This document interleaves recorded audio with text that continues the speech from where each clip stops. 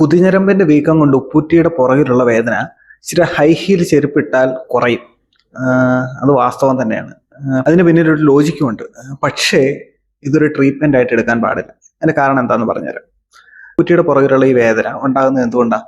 നമ്മുടെ പുറകിലുള്ള മസിലുകളും ആ കുതിഞ്ഞരമ്പിനും ഒരല്പം ടൈറ്റ് ആകുന്നു എന്നുള്ളതുകൊണ്ടാണ്.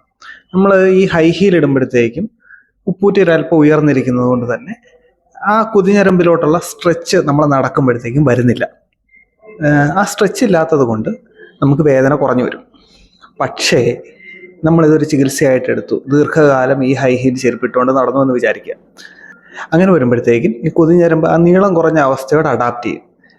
ഇനി എപ്പോഴെങ്കിലും നമ്മൾ ഈ ഹൈ ഹീൽ ഇടാതെ ഫ്ലാറ്റ് ആയിട്ടുള്ള ചെരുപ്പിടുകയോ ഇനി അല്ലെങ്കിൽ ചെരുപ്പില്ലാതെ നടക്കുകയോ ചെയ്യുമ്പോഴത്തേക്കും ഈ വേദന അതിശക്തമായിട്ട് തിരിച്ചു വരും.